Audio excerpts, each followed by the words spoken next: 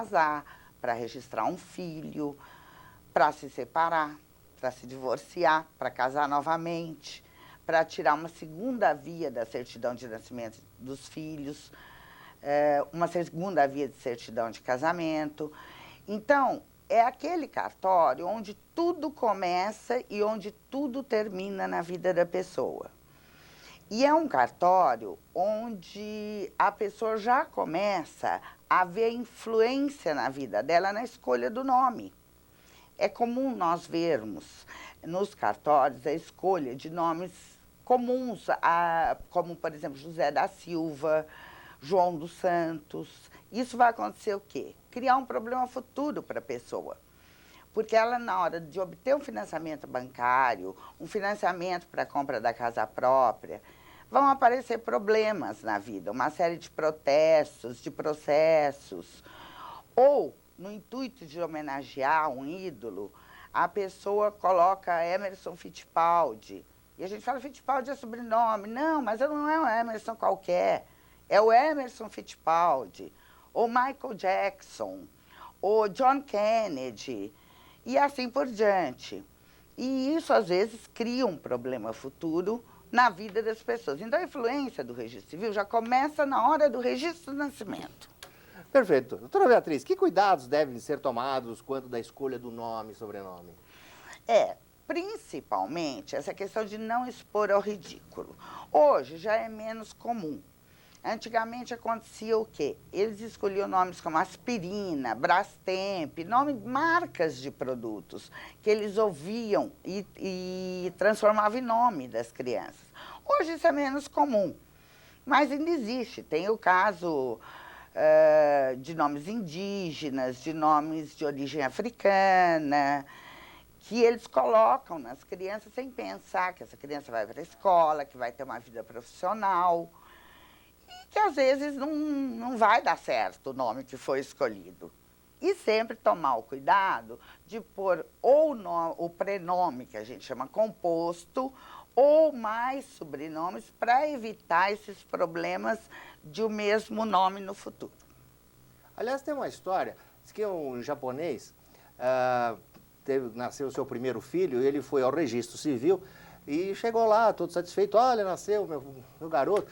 E o registrador, que bom, tá, como é que vai se chamar o garoto? Vai se chamar Humberto. Puxa, que nome bonito, tal, e fez o registro, tal, o nome de Humberto.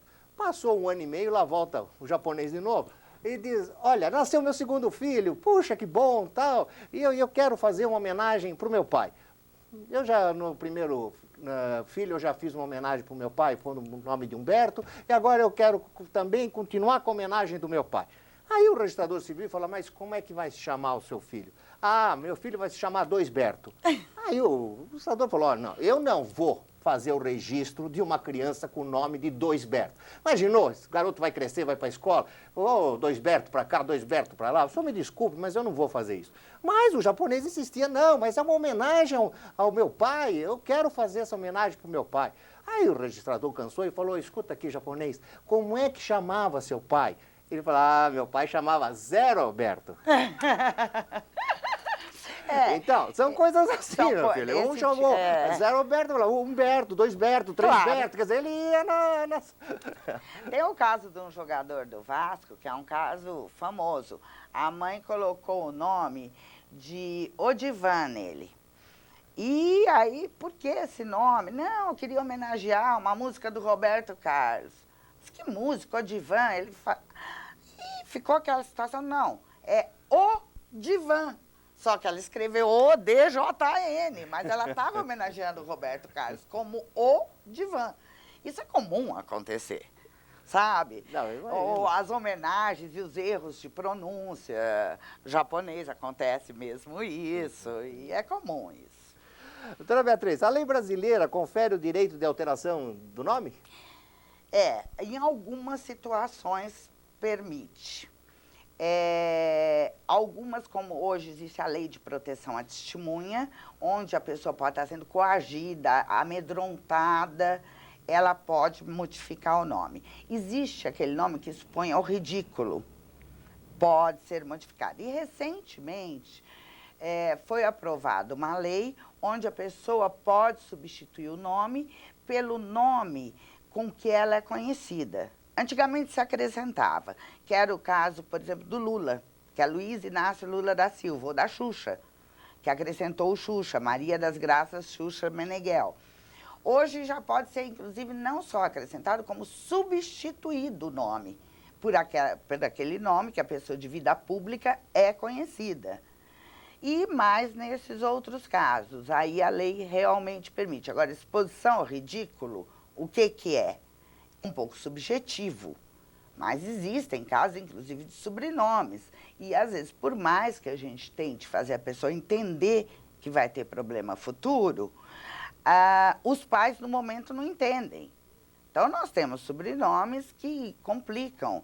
Nós temos o caso de Maria Mil Homens, quer dizer, essa moça cresce com esse único sobrenome e chega lá, como você chama? Maria Mil Homens. É um caso de exposição ao ridículo.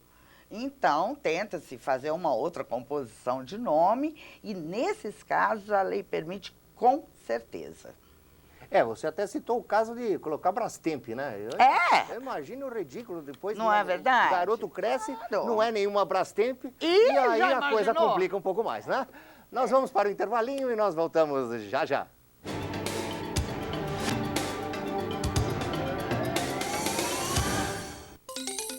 Está se acabando em seu bolso ou escondido num fundo de gaveta o documento mais importante para a sua aposentadoria, a sua carteira de trabalho.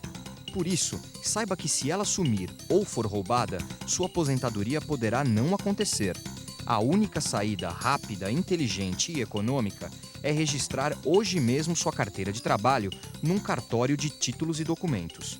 Com esse registro, você fica garantido pelo resto da vida, mesmo que sua carteira desapareça, porque terá a certeza de ter uma cópia sempre que precisar. Basta ir ao cartório e pedir uma certidão que tem o mesmo valor do original. Registre sua carteira de trabalho, o seguro da sua aposentadoria.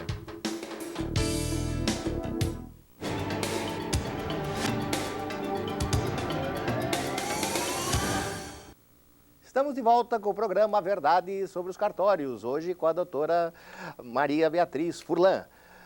Doutora Beatriz, como pode ser composto o nome em relação ao sobrenome? Pois é, isso daí é um caso que tem realmente dado problema, porque antigamente sempre o sobrenome do pai ia por último, por causa de uma tradição brasileira, assim como nos países como Espanha, no Chile, o último sobrenome é sempre o da mãe. Bom, isso mudou. Hoje já se tem o entendimento que a composição é livre. Então, quer pôr o sobrenome da mãe por último? Põe. Quer pôr o do pai por último? Põe. Quer pôr um sobrenome dos avós, que não tem nem no pai nem na mãe? Pode pôr também.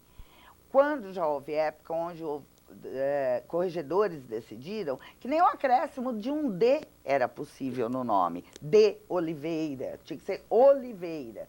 Hoje já não. Hoje é absolutamente livre a escolha da composição do nome. Perfeito. Doutora Beatriz, qual será o cartório de registro civil competente para o registro de nascimento?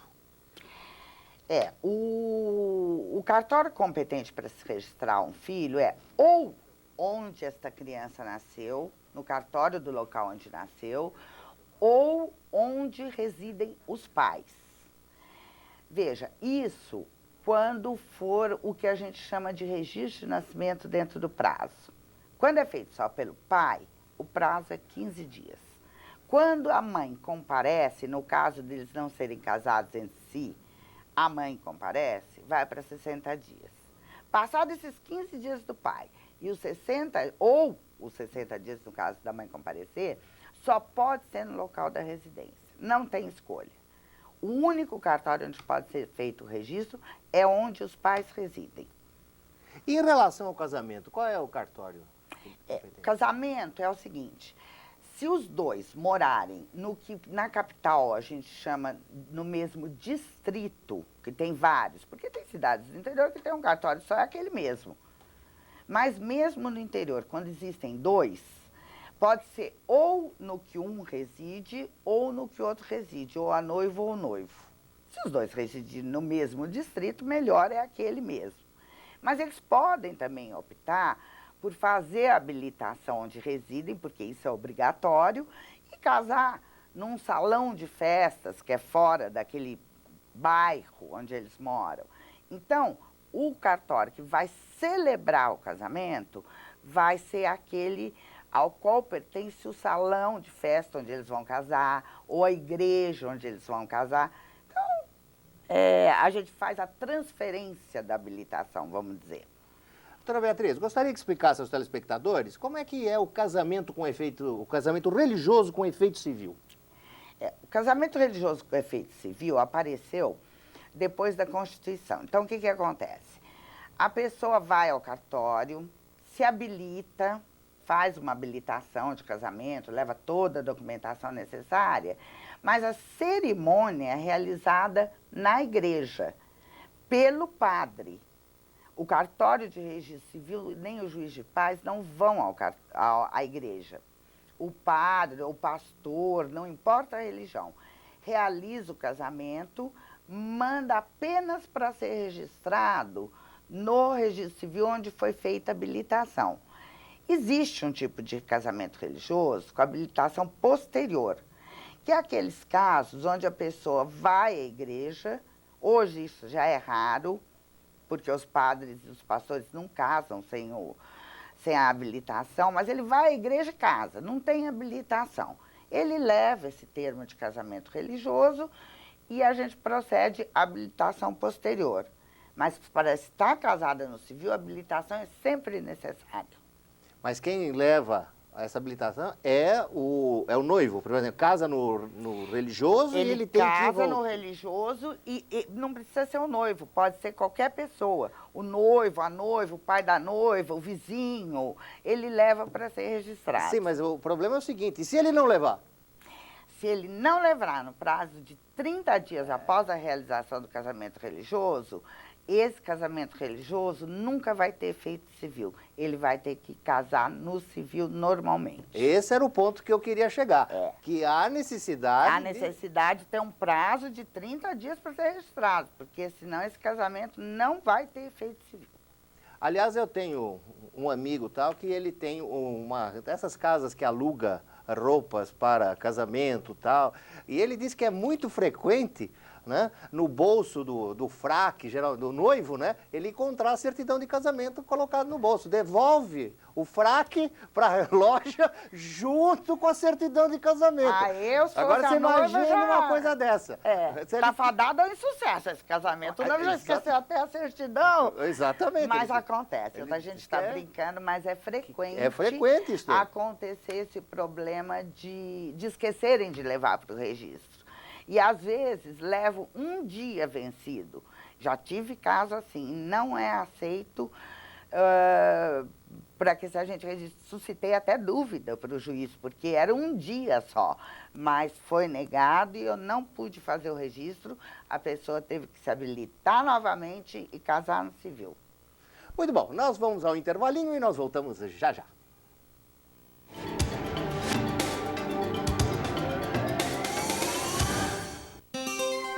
Sua casa tem seguro. Seu carro também tem seguro. Sua saúde tem seguro. Imagine agora o risco de perder qualquer documento considerado importante. Registrando num cartório de títulos e documentos, você faz um seguro eterno com as seguintes vantagens. Você não depende de vistoria prévia para obter o registro. Paga pouco para registrar todo documento importante. Jamais precisará renovar este verdadeiro seguro. Não terá mais a preocupação em guardar o original e, pelo resto da vida, terá quantas cópias necessitar com o mesmo valor do original. Todo documento importante merece registro. Cartório de Títulos e Documentos, o endereço do seguro eterno pelo qual você paga uma única vez.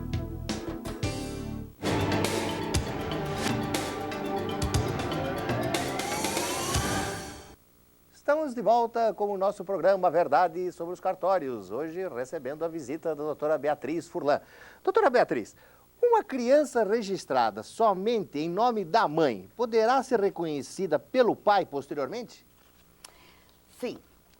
Primeiro momento, se este pai se recusa a ir ao cartório, a primeira oportunidade que essa mãe tem é no ato do registro. É permitido que ela faça um requerimento indicando o suposto pai com endereço, eventual telefone para contato, nome completo. E isso vai ser encaminhado ao juiz, que vai notificar, intimar esse pai a comparecer ao fórum e tentar que ele reconheça a criança. No caso dele se negar, esse processo é enviado ao Ministério Público, que faz nova tentativa. E, em último caso, o próprio Ministério Público vai encaminhar para um exame de DNA. Olha, é sempre bom lembrar para essa mãe que essa indicação de suposto pai, ela faz sobre pena de responder por uma indicação falsa. Porque senão seria muito fácil. Chega lá, todo mundo é filho de milionário. Cria uma série de problemas. Então, ela responde, inclusive, criminalmente, pelo que ela escrever. Esse é o primeiro momento. Se não for feito nesse primeiro momento, ainda resta a oportunidade desse pai comparecer, lavrar uma escritura num tabelionato de notas, reconhecendo o filho, leva essa escritura ao cartório onde foi feito o registro da criança, e essa criança vai ser reconhecida, é autuado, feito um processo, enfim. E, em último caso, é na briga mesmo, aí judicialmente, numa eventual ação de investigação de paternidade. E aí, faça exame, briga, discute. E é sempre o ideal, é que, principalmente quando tem uma criança envolvida, que as coisas sejam resolvidas mais fáceis, né? Doutora Beatriz, qual a influência na vida das pessoas na escolha do regime de bens no casamento? Em programas anteriores, eu já ouvi menções aqui de colegas a respeito dos efeitos, né, que a escolha de regime de bens vai causar em vida futura. E eu digo uma coisa, depois da escolha do nome, é a segunda momento mais importante a escolha do regime de bens. Na hora do casamento, está todo mundo pensando na festa, no vestido, na igreja, todo mundo vai ser feliz para sempre. E não é isso que acontece. Então, hoje, se a pessoa não escolher o regime de bens, o regime que ela vai casar é o de comunhão parcial de bens. Ou seja, se comunicam os bens adquiridos na constância do casamento. Os que tinham antes, não. E não sabe que tem a possibilidade, as pessoas normalmente não sabem, de fazer a comunhão total, ou seja, comunica tudo, a separação total, quer dizer, o que é de um, o que é de outro para o resto da vida. Pode lavrar um pacto antinupcial, dizendo que alguns bens comunicam, outros não. Pode dizer que o salário, por exemplo, comunica ou não. Que os rendimentos daqueles imóveis alugados comunicam ou não. Então, tudo isso é uma coisa que deve ser muito bem pensada antes de casar. Porque, infelizmente, os casamentos nem sempre duram para sempre. E na briga, a briga é sempre na parte financeira, nas separações. Então, é um momento muito importante, é a escolha de bens. Quem vai se casar deve se informar no cartório onde vai se casar, dessa possibilidade, quais são as possibilidades, de escolher pensando num futuro. Perfeito. Dona Beatriz, quem pode ser emancipado e a quem compete conceder a emancipação? Olha, existe uma grande confusão em relação à emancipação. Por quê? É comum comparecer no cartório pessoas com 16 anos querendo ser emancipadas. Não é possível. Só pode ser emancipado maior de 18 anos. Então, é entre 18 e 21 anos. Porque depois de 21 anos, ele não precisa mais. Ele já adquiriu a capacidade completa dele. E, hoje, como o pátrio poder é exercido em conjunto pelo pai e pela mãe, deve comparecer os dois ao cartório. Porque antigamente era o pai só na falta dele, a mãe. Hoje não. Hoje o pátrio poder é exercido em conjunto. Então deve comparecer os dois a cartório. Lavrar a escritura de emancipação e levar ao cartório do primeiro subdistrito da comarca, aqui na capital de São Paulo, é o cartório da Sé, para ele ser registrado. Porque essa emancipação só vai produzir efeito. Dona Beatriz, além de ser registradora civil, a senhora também é tabeliã. Então eu vou fazer para a senhora uma pergunta de tabelionato, né, que é sobre esse reconhecimento de firma. Que há um projeto de lei passando que termina com o reconhecimento de firma para vários atos. Eu acho que o reconhecimento de firma não é uma coisa que é feito para a segurança das partes. Não é porque existe uma lei ou deixa de existir a lei dizendo reconheça esta firma ou não reconheça que as pessoas reconhecem. Elas simplesmente, elas só se sentem seguras depois que elas vão ao tabelionato e lá eles fazem, é feito o reconhecimento de firma. Porque, inclusive, mesmo a gente vendo a pessoa assinar na frente, pode existir a autofalsificação. Né? Claro. Isso existe. Claro. Né? Então a gente pode pegar, por exemplo, muitas pessoas tal, que têm uma certa projeção e que dão autógrafos, por exemplo. Todas essas pessoas elas têm duas assinaturas. Uma é a dela e a outra é para dar de autógrafo nas camisetas, no boné, etc. A senhora não acha que o público só se sente seguro após o reconhecimento de firma, que não tem problema que se tem a lei ou não tem a lei, o problema é a segurança que o reconhecimento de firma traz para o público? Com certeza. Eu acho assim, olha, que é mais uma coisa, mesmo que tenha visto assinar e tudo, é mais uma forma de dar garantia. E eu, pessoalmente, sou favorável ao reconhecimento de firma verdadeiro, autêntico, que é aquele que a pessoa comparece ao tabelionato e assina na frente daquele escrevente autorizado. E assina, aqui no estado de São Paulo tem um provimento onde assina também um livro de presença. Este tipo de reconhecimento de firma deveria ser estendido. Hoje o Detran, aqui em São Paulo, já só faz transferência de carro com esse tipo de reconhecimento. Porque esse dá segurança absoluta para a parte. E deveria ser estendido a mais atos, na minha opinião. Perfeito. Doutora Beatriz, infelizmente estamos chegando ao final do nosso programa. Queremos agradecer imensamente a sua participação. Esperamos contar com a senhora em outros programas futuros, né? E deixamos o espaço para as suas considerações finais. Muito obrigada, eu estou às ordens. Eu sei que tem o e-mail do programa e tudo, as perguntas que quiserem ser dirigidas, que eu puder responder, eu estou à disposição e foi um prazer estar aqui com você. O prazer foi todo nosso. E assim, telespectadores, vamos encerrando mais um programa da série A Verdade sobre os Cartórios. Nós estaremos de volta no próximo sábado, às 11 horas da manhã. Rede Vida de Televisão, o canal da família.